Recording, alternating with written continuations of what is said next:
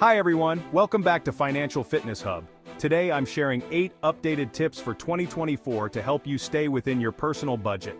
Managing your personal finances is essential for achieving financial stability and securing your future goals. Let's dive into these tips to make sure you're on the right track this year. This is the foundation, guys. You need to know where every single dollar is going. I used to think this was overkill, but once I started tracking my spending, I was shocked. That daily $5 coffee, it was actually costing me over $1,800 a year. Now I know what you're thinking, tracking expenses is tedious, but that's where technology comes in. There are tons of apps out there that make this process incredibly easy. Mint, YNAB, PocketGuard, these are your new best friends. They link up to your bank accounts and automatically categorize your spending for you. Imagine this. You open up your app and boom, you see exactly how much you're spending on groceries, transportation, entertainment, everything. You'll start to see patterns, both good and bad. Maybe you're killing it on the grocery budget, but those online shopping sprees are adding up. Knowledge is power, my friends, and these apps give you the power to make informed decisions about your money.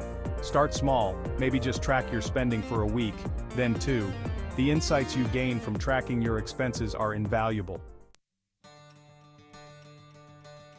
Now that you've got a handle on where your money is going, let's talk about where you want it to go.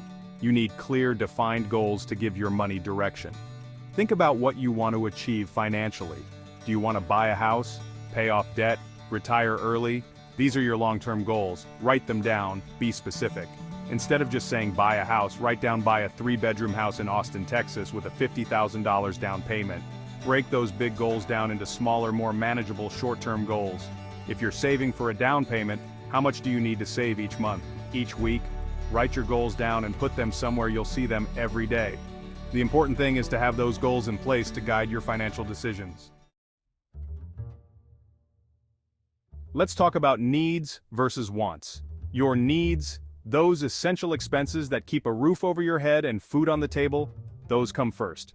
We're talking rent or mortgage, utilities, groceries, transportation, the non-negotiables. Once you've got your needs covered, you can start looking at your wants. This is where things get a little more flexible. That daily latte, the subscription boxes, those new shoes, these are the things you can cut back on if you need to free up some cash.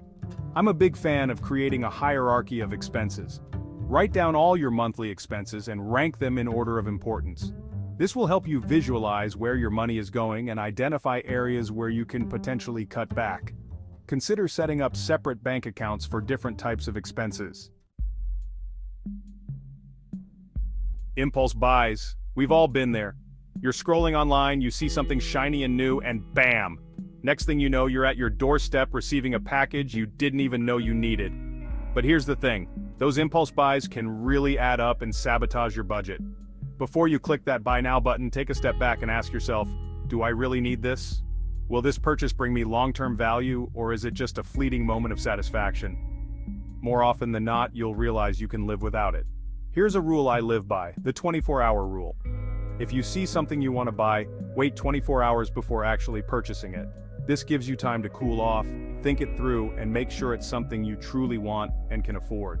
For necessary purchases, don't be afraid to shop around and look for the best deals. If you're finding these tips helpful, make sure to hit that subscribe button, and share this video with your friends. Your support helps us create more valuable content for you.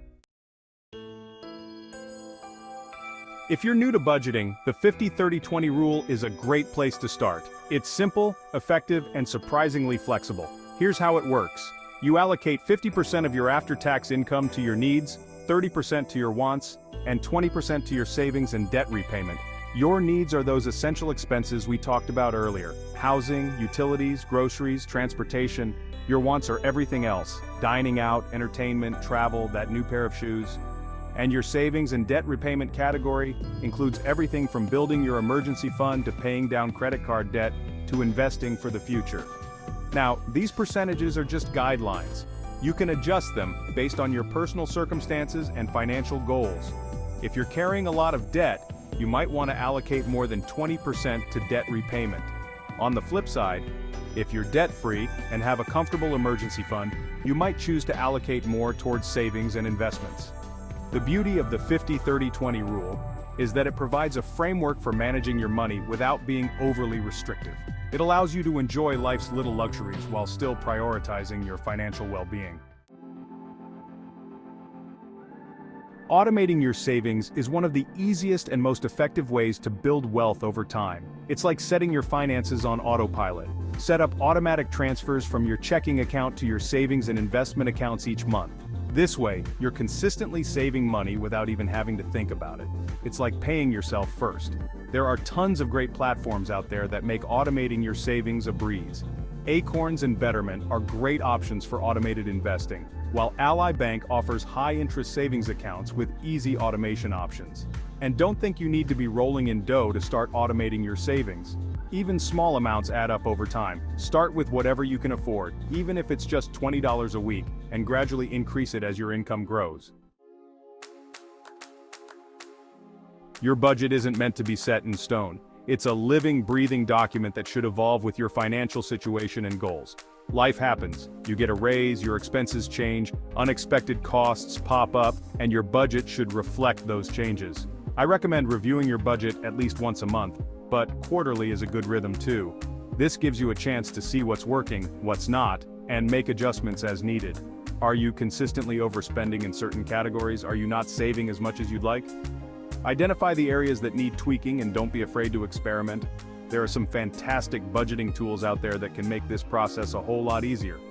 EveryDollar and GoodBudget are two popular options that allow you to track your income and expenses, set financial goals, and even get reminders for bill payments. By regularly reviewing and adjusting your budget, you're taking control of your money and setting yourself up for success. Have you ever noticed how as you start making more money, your expenses seem to magically increase as well? That's lifestyle inflation in a nutshell. You get a raise, you start treating yourself to nicer things, and suddenly, you're no better off financially than you were before. It's great to reward yourself for your hard work and enjoy the fruits of your labor. But if you're serious about building wealth and achieving your financial goals, you need to be mindful of lifestyle inflation. One of the best pieces of financial advice I ever received was to pretend like a raise never happened. Maintain your current lifestyle and allocate the extra income towards savings or investments. This approach can significantly boost your savings over time and help you reach your financial goals much faster. By avoiding lifestyle inflation and making conscious spending choices, you're setting yourself up for long-term financial success. Thanks for watching. I hope these budgeting tips help you take control of your finances and achieve your financial goals in 2024. Remember, managing your money doesn't have to be complicated or restrictive. By implementing these strategies and staying consistent, you can build a solid financial foundation for the future. If you have any budgeting tips of your own, please share them in the comments section below. And don't forget to subscribe for more finance-related content. See you in the next video.